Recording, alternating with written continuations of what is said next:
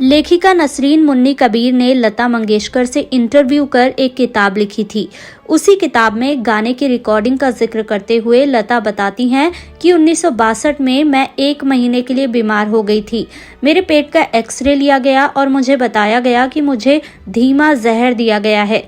हमारे घर पर एक ही नौकर था जो खाना बनाता था। उस दिन वो नौकर बिना बताए निकल गया, पैसे भी नहीं लिए। तब हमें लगा कि किसी ने उसे हमारे घर पर स्थापित किया था।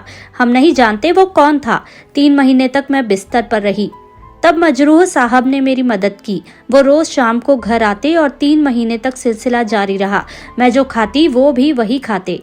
संगीत की दुनिया में लता के इस सफर का अंजाम भले ही कामयाबी की बुलंदियों को छूने पर हुआ हो, लेकिन इसका आगाज संघर्ष, तिरस्कार और तकलीफों से भरा रहा। बचपन में ही पिता के गुजरने के बाद लता को छोटे मोटे रोल में अभिनय कर परिवार के लिए पैसा कमाना पड़ रहा था, लेकिन लता को मेकअप, एक्टिंग ये सब बिल्कुल पसंद नहीं था। उन्हें तो बस गायिका बनना था। इसी दौरान उनकी जिंदगी में आए संगीत निर्देशक उस्ताद गुलाम हैदर। उन्होंने लता की आवाज सुनी तो उन्हें लेकर निर्देशकों के पास गए। लता की उम्र बमुश्किल 19 साल की थी और उनकी पतली आवाज नापसंद कर दी गई, लेकिन गुलाम हैदर अपनी बात पर अड़े रहे और फिल्म मजबूर में लता से मुनव्वर सुल्ताना के लिए प्लेबैक करवाया। लता बताती हैं कि गुलाम हैदर ने उनसे कहा था कि एक दिन तुम बहुत बड़ी कलाकार बनोगी और जो लोग तुम्हें नकार रहे हैं वही लोग तुम्हारे पीछे भागेंगे।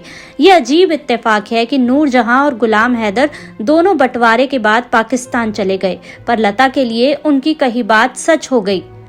फिल्म मजबूर में लता का गाना सुनने के बाद लता को कमाल अमरोही की फिल्म महल मिली और उन्होंने आएगा आने वाला गाया।